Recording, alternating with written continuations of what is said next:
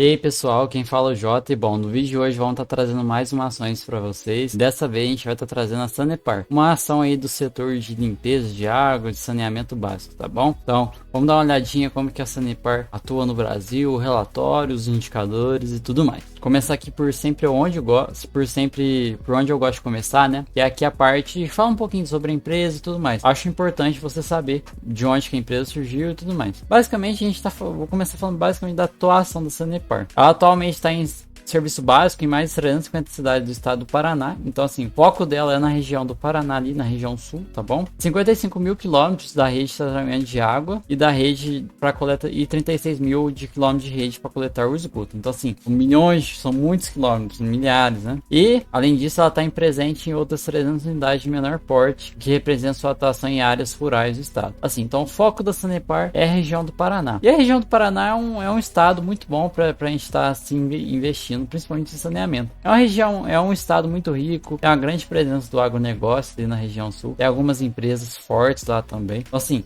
é uma boa região para estar presente. E além disso tudo, é uma empresa que já está no Brasil desde os anos 60. Então, assim, vão se passar mais de 50 anos aí que a Sanepar está presente. Então, assim, não é uma empresa qualquer, é uma empresa que já está consolidada aí. E chegando aqui no relatório da administração e tudo mais, vamos dar uma olhadinha aqui que o gestor tem, o presidente, o CEO da empresa tem a dizer pra gente, pra nós cotistas, acionistas, né? Vamos ver aí o que eles vão dizer. Basicamente, esse é o presidente, o Cláudio Stabile. Ele fala que, basicamente, no ano de 2022, eles continuam enfrentando os efeitos da crise hídrica que a gente teve no passado, em 2017, 2018, e da pandemia, obviamente. E são desafios ímpares que estão presentes aí desde 2020. Ele basicamente que ele fala para conseguir vencer tudo isso que eles passaram foi utilizando práticas inovadoras como a semeadura de nuvens. Para quem não sabe, a semeadura de nuvens, você vê uma região, uma área ali que está propensa a ter uma chuva, mas ela precisa de um empurrãozinho. O que eles fazem? Vão lá com o avião ou com o drone, geralmente com o avião, e bombardeia aquela nuvem com mais gotículas de água para deixar aquela nuvem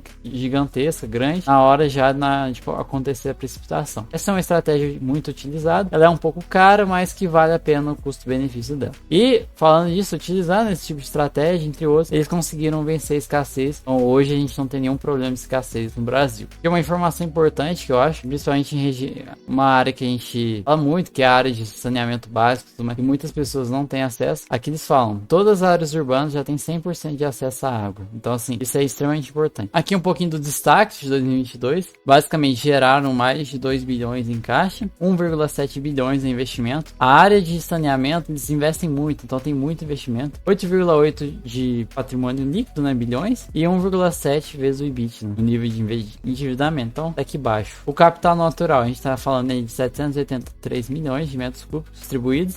E os recursos energéticos estimados, mais 709 milhões de kWh. E o capital social, que a gente fala aqui, 90% de satisfação, isso é extremamente alto. Aqui fala um pouquinho do capital financeiro, né? Mais de 100 milhões em cobertura com rede de água, 100% de cobertura com rede de água, então é excelente. 4,2 milhões de economias ativas de água, então tá ocorrendo menos desperdício. 99,9% de conformidade da água distribuída. 78,9% da cobertura de esgoto, então não é todo mundo que tem a cobertura de esgoto ainda, mas está tendo crescimento. 100% do esgoto é coletado e tratado, isso é importante. 3,3 milhões de economias ativas de esgoto. E 64,2 mil toneladas de resíduos tratados por ano. Dá para aumentar muita coisa aqui. Basicamente, chegando na parte mais importante, que é a receita líquida. Então, vamos dizer assim, a receita operacional que fala que atingiu 5,7 bilhões. Teve uma alta de 9% em comparação com o ano de 2021, isso é excelente. E que fala que esse resultado se deve muito ao reajuste tarifário que teve 5%. Foi a partir de maio. Então a gente vê, a receita líquida aumentou um pouquinho, teve uma diferença pequena, mas teve. Hoje, se a gente fala em milhões de reais, teve um aumento aí, basicamente de 100 mil reais e um pouquinho, 100 mil reais, não, 100 milhões. Não. O EBITDA, né, e a margem do EBITDA, basicamente, nesse todo texto que fala que teve uma quedinha de 4,5%. É uma queda que dá para entender um pouco, tem muito investimento e tudo mais. Isso se deve que muito, principalmente porque a receita operacional líquida foi inferior, tá? E teve um aumento nos custos operacionais. Então, a gente vê teve uma quedinha aí no EBITDA, tá bom? O lucro líquido também teve uma queda. Basicamente, o lucro líquido no ano de 2022 foi de 1,15 bilhões, decréscimo de 2% aí com 2021. A margem líquida também recuou 2%, tá? E teve uma média de 20% no ano, então aceitável. Isso se deve muito à economia tributária, tá? Mais 147 milhões. A geração de caixa operacional, então assim, gerou um caixa de 2 milhões e pagou 300 milhões aí para os acionistas. A inadimplência está em cerca de 3,4%, até que é aceitável. E aqui fala um pouquinho de captação de recursos. Para quem não sabe, a Sanepar está sempre aí fazendo essa captação de recursos para estar mantendo uma liquidez maior dentro da empresa. E essas empresas necessitam dessa liquidez. Então, basicamente, aí em 2022 foram 350 milhões com a Caixa, 50 milhões do BNDES, mais 50 milhões do BNDES e 17 milhões do banco KfW. E aqui fala um pouquinho do endividamento, e no relatório fica um pouco assim, se a gente for olhar o EBITDA e tudo mais, é baixo, mas aqui a gente fica um pouco, né, com medo. Mas assim, não tem por que ter medo, é uma empresa até que estável no lucro e tudo mais. É uma área de atuação muito importante, mas assim, ela tem um monopólio ali do Paraná, então assim, você não quer água, você vai comprar de quem? Não tem de quem você comprar, então tem que comprar da Sanepar. Então a gente tá um setor diferente. Mas aqui basicamente a companhia encerrou os ativos em 16 bilhões, sendo patrimônio líquido 8,8 bilhões e 7,9 bilhões de dívida. Então vamos dizer, metade aí de endividamento em relação ao patrimônio, tá? E a dívida líquida, vamos dizer assim, que reflete o grau de endividamento da companhia, totalizou 3,9 bilhões em 2022, enquanto a relação dívida versus EBITDA, que mede o índice de alavancagem, passou de 1,4 para 1,7 em 2022. Então, esse índice aí tá aqui aceitável, tá? A gente gosta de menor que 3, tá 1,7, dá para relevar. E fala um pouquinho dos investimentos, ó. A gente tem muito investimento, 600 milhões aí em água, 918 em esgoto, 138 milhões em outros. Então assim, tem muito investimento. O CAGR está em 14%. É uma empresa que investe muito. Por isso que ela precisa de capital, precisa de liquidez. Ela faz esses empréstimos para que tá na frente, pagando pouco juros e tudo mais por causa disso. E a remuneração eu acho que é importante.